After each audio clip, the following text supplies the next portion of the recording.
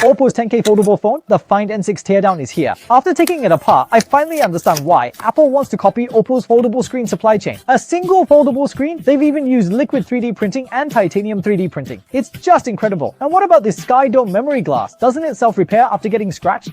我试一下，哎呀，OPPO Find N6 刚刚发布呢，我就第一时间花了1万多买了一台16加1TB 的微信通讯大顶飞，给兄弟们做拆解体验啊。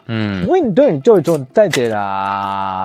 So I thought after opening the box, the packaging sealing strip is quite thoughtful. It's deliberately placed right in the center of the screen, so that as soon as you peel it off, you immediately notice the crease they want to showcase. It's just like how men who work out love wearing tight shirts and women love wearing yoga pants. Alright, taking out the device. Oh my goodness, this is truly a bit over the top, my friends. This is the flattest inner screen I have ever laid my eyes on, without a doubt. But when you unbox a foldable screen, they're all pretty flat. So without further ado, let's fold it 1,000 times, then compare it with other foldable screens. Okay, this is the crease comparison effect of the Find N6 with several other competitor foldable phones I have. As for the specific models, you can guess numbers 1, 2, 3, and 4 yourselves. Oh, I won't label them for you in case the video gets taken down. Hey, you probably can't tell which one has the deepest crease, but this one, flat as an airport runway, is the Find N6. Another clear point, OPPO and a rival both have anti-reflective coatings on their inner screens, so when reflecting light, their displays appear deeper. Now let's test the scratch resistance of the inner screen's Sky Dome memory glass. Let's see what happens. Under the exact same amount of pressure, this here is the inner screen of a regular foldable phone, and wow, a very clear scratch appears right away. Now let's take a look at the N6. Under the exact same pressure, it's clear that this N6 is much more scratch resistant. But what if I really push hard? Wow guys, it's true, it's scratch resistant, but their Sky Dome memory glass is for crease self-repair, not for scratches. I checked the screen, and compared to when it was just folded, after being unfolded for a while, it really did flatten out a little bit. Don't scratch it hard like I did, no screen can withstand that. Now, comparing the appearance with the previous generation OPPO Find N5, which design do you prefer? N5 is 1, N6 is 2.5. Comparing the outer screen's bezels, they're clearly much narrower than the previous generation. As for other changes, I think the Find N6's new AI button is truly excellent. The N5's 3-stage button, while it felt really good, couldn't organize your content with a single tap like the X8 Ultra. In my opinion, this feature is most practical for those knowledge videos that spend ages on introductory rhetoric and never get to the actual useful information. I suggest you like to save. I just hit one click dodge, then went to check the docs. The small Windows logic after this update is quite like the Mac OS operating style, and it's really very convenient to use. Also, the AI feature added this generation, which generates images directly from drawings, is also super useful. Based on the outline I drew, it generated a little guy playing basketball. This effect is really powerful. This N6 stylus I heard from Mr. Jiangling can actually connect to the N5's Bluetooth. Later, we'll spend 500 Yen to get one and see if we can use it. Okay, that's it for the exterior and features. What about the internal components of this premium foldable phone? Without further ado, let's get started with the teardown. First, let's remove the small screen and the back cover. A drop of alcohol, then after heating, use an ultra-thin metal sheet to cut through the screen's adhesive. Once it's removed, the small outer screen's glass is truly very thin. Look, you can see it's even out of focus, and the screen's flexibility, you can tell, is extremely strong. I checked the Touch IC, it's the GT9916 from Goodix Technology. This GT99 series is part of Goodix's high-end line. Comparing the chin and the bezels around the screen, it looks distinctly different from the previous N5. The N6 uses the latest LiPo packaging technology. Simply put, unlike the previous generation, it integrates the screen's folded part from COP packaging with the outer buffer layer. It directly uses this liquid material after solidification to wrap the screen's curved area, so the chin can be made even thinner. The back covers off, the motherboard covers off. The mainboard cover uses a lot of metal, and it also integrates an ambient light sensor on the top left flash. The small hole for the flash, which was originally above the camera module, was given to this single lens true color camera. Underneath the mainboard cover, there's also an irregularly shaped wireless charging coil. I looked it up, and this shape is mainly designed for wirelessly charging this generation's stylus. Oh, it feels really light and thin. Its thickness is only 0.27mm and it supports 50-watt wireless charging. Next, let's look at the camera setup. Compared to the previous N5, the imaging setup upgrade is quite significant. First, there's a 350-megapixel telephoto lens. It doesn't use an inverted periscope but an L-shaped telephoto. It also supports telephoto macro, which is very nice.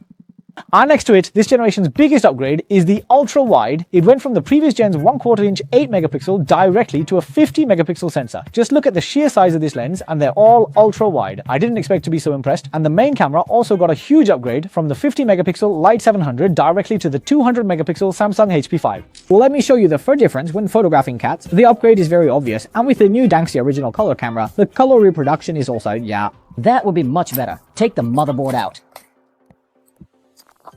The right half of the motherboard, which is inside the camera deco, uses a double-layer stacked board design. The advantage of this design is that it perfectly utilizes the thickness above the camera deco. The performance trio consists of the Snapdragon 8 Gen 2 Ultimate, LPDDR5X, and UFS 4.1. That sounds very top tier, but I reckon not many people who buy this phone will actually be playing games on it.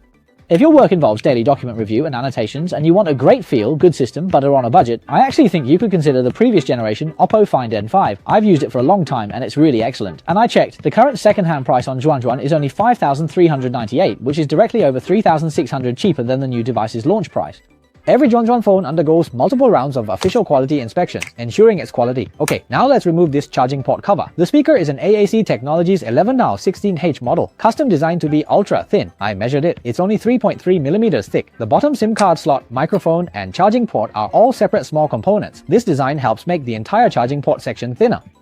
To control thickness, the Type-C port, like other popular models, uses a single-tongue design. The transfer speed is USB 3.2 Gen 1. Wired charging supports 80 watts. The motor, when disassembled, is an ESA 0617 spec, stronger than the previous generation's vibration and overall specifications. Hey, the Huawei Trifold we filmed earlier also used this motor. That's quite impressive. As for microphones, there are 4 on the device. Typically, standard slab flagships only use 3 mics. This design should be quite convenient for a boss to call their secretary. The battery IC is made of 2 parts. The smaller left cell is 2775 mAh, and the larger right cell is 3225 mAh. Together, that's a total of 6000 mAh. Compared to the previous OPPO Find N5's 5600 mAh, it's 400 mAh larger, so the battery life should be much better. Low alcohol. I'll pry the battery out. Both batteries feature a single cell and single port design. Their manufacturer is Dongguan New Energy Technology Canada Ltd. I measured the battery thickness, and it's an astonishing 2.8 millimeters. And there's more. The mid-frame material beneath this battery is a spliced construction, using a carbon fiber support plate. This plate is even thinner, which frees up more space for the battery. Now let's disassemble the true highlight of this phone, the front hinge mechanism, and take a closer look. You need to remove this plastic protective bracket from the side of the screen, and then on the top and bottom of the hinge you'll find 2 small clips. They're there to prevent any dust from getting into the hinge section. Alright, let's go ahead and remove them now. Next, as you drip alcohol, use a plastic pick and you can then slowly and carefully remove this large display. Oh, what is this strange blue-colored thing sitting on the axle? You see, it's spread like jelly right on this hinge. Oh, I asked my friends at OPPO and they said this is Lead Intelligent's polymer 3D printing technology. Its main purpose is to fill in the height difference between the hinge and screen's contact surface. The process first involves a high-precision scanner to map the hinge's microscopic grooves because metal processing inevitably has tolerances. If the hinge surface isn't flat, it will cause crease problems. After the scan is complete, we then use polymer 3D printing to fill in this groove. And finally, ultraviolet light is used to cure the polymer. Then there's another very crucial component, which are these 2 long black elements. These are the hinge's wings, and they can significantly affect the phone's crease. So what does this have to do with controlling the crease? First, it depends on whether your screen, once folded, can be guided by this wing plate into a perfect teardrop shape. Just like origami, if the folding angle is too sharp or too flat, when you unfold it, it won't be able to lay perfectly flat. Second, it's about whether the hardness of this wing plate is firm enough to support the screen and prevent it from collapsing. So the 2 wing panels of the Find N6, unlike regular foldable phones made of many parts, use an impressive integrated titanium alloy 3D printing technology from Borlite. After all this, its flatness is excellent and its strength is also very high. Look, I can twist it like this and it's perfectly fine. Another advantage is this wing panel's ultra thinness. I measured it and the thinnest part is only 0.15 millimeters. Plus, the gears on the hinge shaft use self-developed, ultra wear resistant steel. The hinge assembly still comes from Amphenol FCI. The suppliers I just mentioned highly overlap with those Jangay revealed for Apple's foldable screen. Well, what can I say? Apple, just use it. I've already checked it for you. It's truly impressive.